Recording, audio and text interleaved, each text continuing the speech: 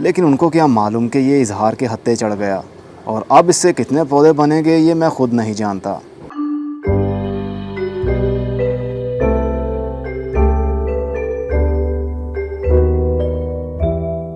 अस्सलाम वालेकुम मेरे दोस्तों, सज्जनों और बेलियों, मैं हूँ इजहार अहमद और वेलकम करता हूँ आपको किचन गार्डनिंग चैनल पर।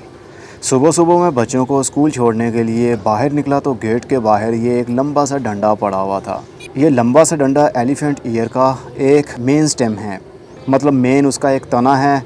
ये एरिया मिट्टी के अंदर था, यहाँ से जड़ें भी निकली हुई थी, लेकिन ओवर वाटरिंग होने की वजह से ये गल गया। तो मे भी हो सकता है उन्होंने समझा हो कि ये अब मर चुका है, इसका कोई फ़ायदा नहीं, तो इस डंडे को उन्होंने फेंक दिया। लेकिन उनको क्या मालूम कि ये इजहार के हत्ते चढ़ गया और अब इससे कितने पौधे बनेंगे ये मैं खुद नहीं जानता। तो चलिए इसी बहाने हम कटिंग के ऊपर भी वीडियो बना लेंगे। एलिफेंट ईयर प्लांट को कटिंग से कैसे ग्रो करें, इसके ऊपर मेरी कोई वीडियो मौजूद नहीं है। तो चलिए आज फिर इसी के ऊपर वीडियो बनाते हैं।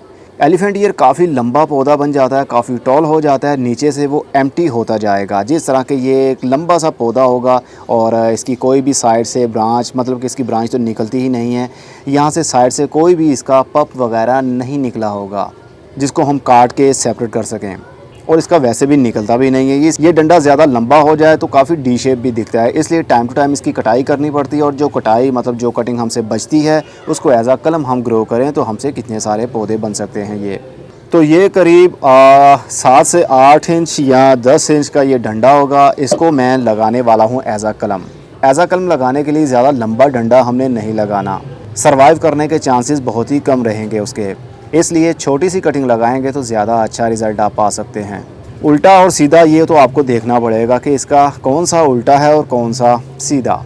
जैसे मैंने इसको पकड़ा हुआ है, मुझे पता लग गया था कि यहाँ से इसकी रूटिंग शुरू हुई थी और यही रूट एरिया था यहाँ से, तो ये गल गया तो उन्होंने निकाल दिया और ऊपर से कटिंग एरिया उन्होंने भी काटा हुआ था ऊपर से। तो सीधी साइड ही लगाएंगे तो ही ग्रोथ होगी, लेकिन इसकी कटिंग इतनी आसानी से ग्रोथ कर लेती है कि इसको चाहे लेटा कर लगा दें आप, चाहे इसको सीधा लगाएं, लेकिन उल्टा नहीं, बल्कि नीचे लेटा कर लगा देंगे तो भी इसकी ग्रोथ शुरू हो जाएगी। तो चलिए एक छोटे से डंडे के पीस को हम लेटा कर लगाते हैं और एक को सीधी डायरेक्शन में, देखते हैं क्या रिज़ल्ट मिलता है।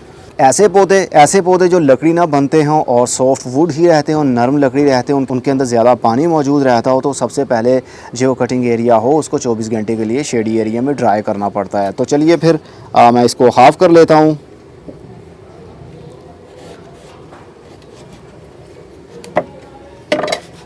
ये देखिए इसके अंदर कितना मॉइस्चर मौजूद है। अगर मैं इसकी कटिंग को काटने के बाद में अभी से इसको मिट्टी के अंदर लगा दूंगा तो ये सर्वाइव नहीं कर पाएगी, नीचे से ये गलना शुरू हो जाएगी, तो हमारी मेहनत बेकार जाएगी। इसलिए जब भी ऐसे पौधे जिनका मॉइस्चर निकलता रहे बाद में भी, तो उनको, जैसे कैक्टस फैमिली से ताल्लुक़ रखने वाले पौधे हैं या फिर एडेनियम है जो कि सैक्युलेंट है, ऐसे पौधों को जब हम कटिंग करते हैं तो कुछ घंटों के लिए या 24 घंटे के लिए शेडी एरिया में रख दें। जैसे ही ये कटिंग एरिया ड्राई हो जाएगा तो कुछ इस तरह का हो जाएगा, ये सील हो जाएगा, इसके अंदर से मॉइस्चर निकलेगा नहीं। तो हम इसको मिट्टी के अंदर लगाएंगे तो इसकी रूटिंग जल्दी शुरू होगी और ये एरिया गल के ख़राब नहीं होगा। चलिए फिर 24 घंटे वेट करते हैं। शेडी एरिया में रख देता हूँ, धूप में नहीं रखना है क्योंकि गर्मी के वैसे भी दिन हैं। मई की आज 2 तारीख हो चुकी है। अगर फुल धूप में रख देंगे तो ये इसका जो मॉइस्चर है और ये ख़ुद पल्पी हो जाएगा, मतलब काफ़ी ये नरम पड़ जाएगा, जिसकी वजह से सर्वाइवल रेट काफ़ी कम मिल सकता है हमें। इसलिए इसको इंडोर रख सकते हैं, शेडी एरिया में रख दें जहाँ पर डायरेक्ट इनके ऊपर धूप ना पड़े। चलिए फिर मिलते हैं 24 घंटे के बाद। 24 घंटे बाद अब ये जो एरिया हमने कट किया था, अब वो एरिया देखिए कंप्लीट ड्राई हो चुका है। अब इसको मिट्टी के अंदर लगाने के बाद ये यहाँ से गलेगा नहीं और ना ही जल्दी पानी का असर होगा। दोनों कटिंग्स का ही यही हाल है, यहाँ से ये खुश्क हो चुकी हैं। तो चलिए फिर इनको लगा लेते हैं। इसके लिए मैं यूज़ कर रहा हूँ 3 हिस्से मिट्टी या 80% मिट्टी और 20% या 25% लीफ कंपोस्ट। कटिंग्स लगाने के लिए वैसे तो कोई कंपोस्ट यूज़ नहीं की जाती है, लेकिन ये जो हम कटिंग लगा रहे हैं इसका एरिया हमने पहले से ही ड्राई कर लिया है ताकि इसके गलने के चांसेस बिल्कुल ख़त्म हो जाएं। अगर ये गीली होती, ये वाला एरिया गीला होता, जिस तरह हम गुलाब की कटिंग लगाते हैं या कोई और कटिंग लगाते हैं, उसको पहले ड्राई नहीं करते। अगर 24 घंटे के लिए उसको ड्राई करने के लिए रख दें तो उसके अंदर से मॉइस्चर उड़ जाएगा और कटिंग आपकी फ़ेल हो जाएगी। लेकिन कुछ कटिंग्स ऐसी हैं जिनको ड्राई करना पड़ता है, जैसे कि एलिफेंट ईयर की कटिंग। अब इसको ड्राई कर लिया है, अब इसको चाहे हम कंपोस्ट वाली मिट्टी के अंदर भी लगा दें तो इसके गलने के चांसेस बहुत ही कम रहेंगे, ना होने के बराबर। और लीफ कंपोस्ट, पत्तों की खाद वैसे भी गर्म नहीं होती है, इससे कटिंग को कोई प्रॉब्लम नहीं होगी। लेकिन हर कटिंग को नहीं, गुलाब की कटिंग अगर आपने लगानी हो या बारीक कटिंग्स आपने लगानी हो तो फिर आप कोई भी कंपोस्ट मिट्टी के अंदर मिक्स मत कीजिए। आधी कोकोपीट लें या फिर आधी मिट्टी लें या फिर आधी मिट्टी या आधी रेत, अच्छे से उसको मिक्स कर लीजिए और उसके अंदर कटिंग्स को लगाइए।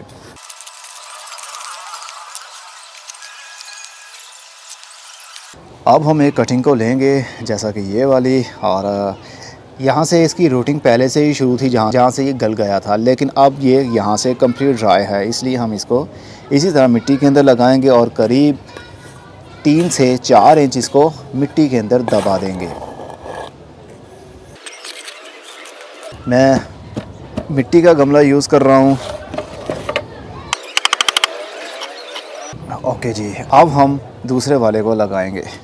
दूसरे वाले को मैंने लेटा कर ही लगाना है, इसलिए थोड़ा सा चौड़ा गमला लेना पड़ेगा। तो जो लेटा कर हमने लगाना है उसके लिए मैं ले रहा हूँ 10 इंच का ये गमला, क्योंकि छोटी स्पेस के अंदर ये सही से अपनी रूटिंग शुरू नहीं करेगा, क्योंकि इसकी रूट्स काफ़ी मोटी मोटी सी बनती हैं, इसलिए इसके लिए जगह भी उसी हिसाब से होनी चाहिए। किसी भी एंगल में आप इसको लगा सकते हैं, इस तरह लगाइए या फिर इस तरह लगाइए, किसी भी सूरत में आप इसको मिट्टी के अंदर 1 इंच या 1.5 इंच दबा दें। ऊपर से मिट्टी को बराबर कीजिए, थोड़ा सा गमले को पटकिए ताकि एयर पॉकेट्स ख़त्म हो जाएं, और थोड़ा थोड़ा सा इसको ऊपर से पुश कर दीजिए ताकि सरफेस इसका बिल्कुल एक जैसा हो जाए। That's it. अब पानी देते हैं। छोटा गमला बहुत ही छोटा है और बड़ा गमला इससे बहुत ही बड़ा। हम अब इसको बहुत ज़्यादा पानी नहीं दिया करेंगे।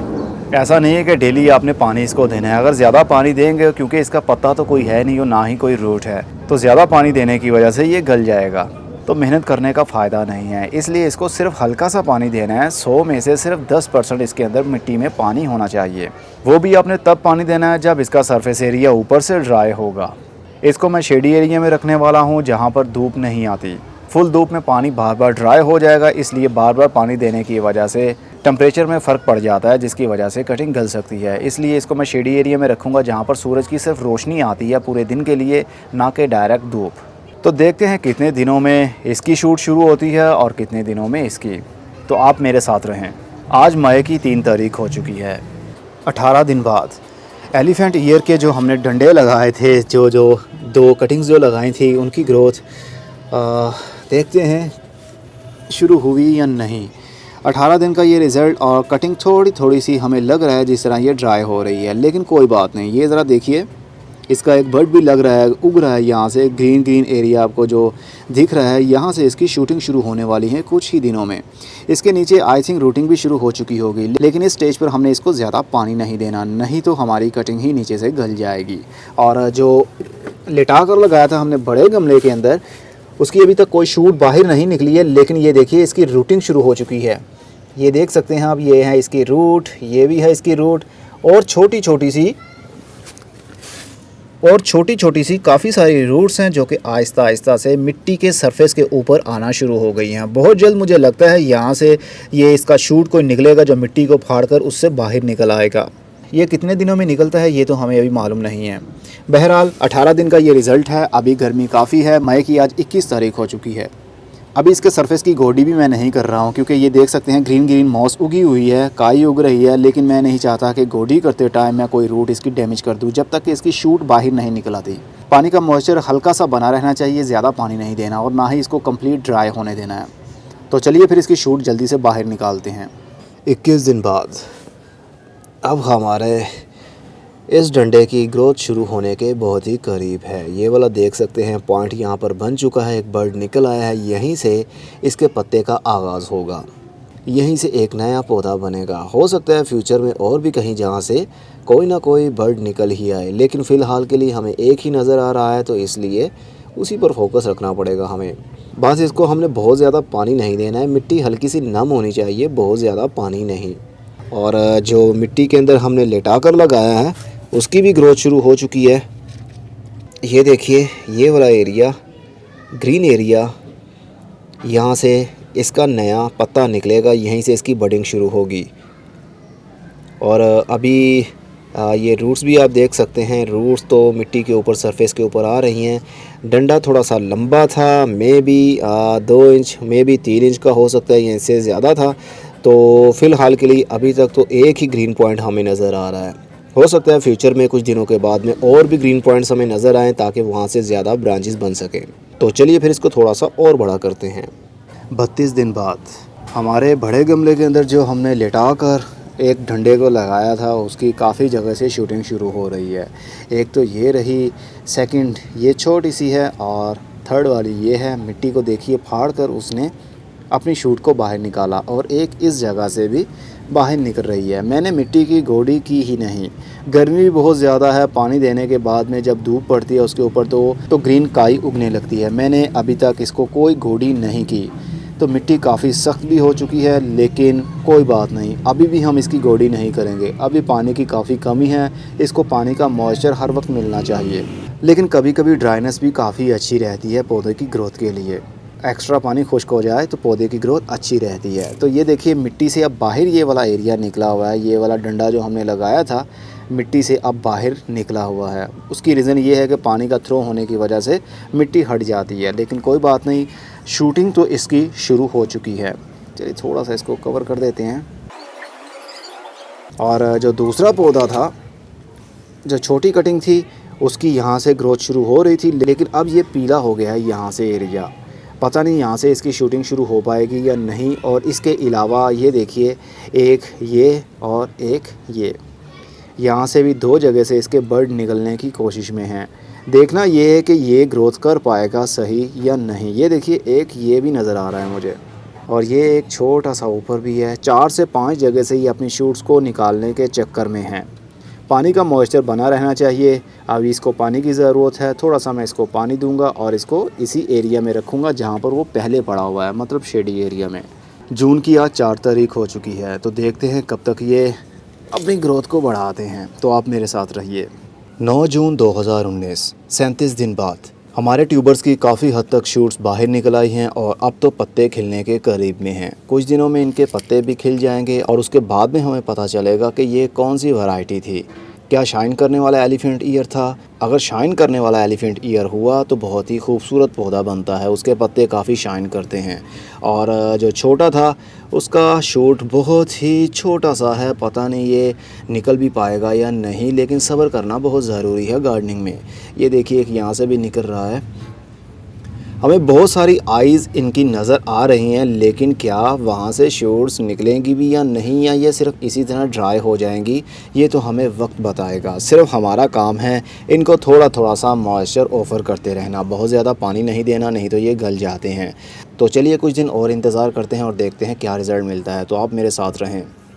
39 दिन बाद अब एक पत्ता खिल गया और ये शाइन करने वाला एलिफेंट ईयर प्लांट निकला, जो कि बहुत ही अच्छी बात है। मुझे ऐसा ही एलिफेंट ईयर प्लांट अच्छा लगता है जिसके पत्ते शाइन करते हों, जैसा कि अभी आप देख सकते हैं। अब एक ट्यूबर से कितने सारे हमारे पास पौधे बने, 1 2 3 4 5 शूट निकले, 5 पत्ते निकलेंगे यहाँ से। इसका मतलब नीचे 5 पौधे बन जाएंगे। फ्यूचर में हम चाहेंगे तो एक एक को काट कर अलग करेंगे और गमलों के अंदर शिफ्ट कर सकेंगे। जो एक हमने छोटा सा पीस लगाया है, इसकी ग्रोथ हो सकती है कि बढ़ जाए, हो सकता है ना भी बढ़े, लेकिन मुझे उम्मीद है, लेकिन स्लो ग्रोथ है, काफ़ी बढ़ तो जाएगी। असल में ये गमला बहुत ही छोटा था और पानी जल्दी ही ड्राई हो जाता है इसमें, जिस वजह से मुझे बार बार इसको पानी देना पड़ता है। मिट्टी अगर हल्की सी नम रहेगी हर टाइम तो फिर जल्दी ही इसकी रूटिंग और शूटिंग ऊपर से शुरू हो सकती थी, लेकिन कोई बात नहीं, ये अभी भी लाइव है, अभी भी ज़िंदा है। बहुत जल्द इसके जगह जगह से कोई ना कोई शूट्स ज़रूर निकलेंगे। एनीवे, आपको पता चल गया कि किस तरह हमने मुफ्त का डंडा अपने गेट के बाहर से उठाया और उसको ग्रो कर दिया, और ये हमारे पास मुफ्त का प्लांट बन गया। एक ट्यूबर से 5 पौधे बने। ये परमानेंट प्लांट है, सर्दी गर्मी ग्रोथ करता है, लेकिन बहुत ज़्यादा सर्दी के दिनों में इसकी ग्रोथ रुक जाती है। अगर जून जुलाई की गर्मी के महीने में इसको धूप में रखेंगे तो ये सर्वाइव नहीं कर पाएगा। इसके पत्तों के ऊपर बर्निंग आएगी, पत्ते पीले हो जाएंगे, ड्राई हो जाएंगे। इसलिए इसको शेडी एरिया में परमानेंट रखें तो बहुत अच्छी ग्रोथ चलती है इसकी। ये इंडोर पौधा नहीं है, ये कम्प्लीट आउटडोर है, लेकिन शेडी एरिया में रखने वाला पौधा। हाँ, मैं चलता हूँ। खुदा हाफिज़, good bye, see you and tata, और अपना बहुत सा ख्याल रखिएगा।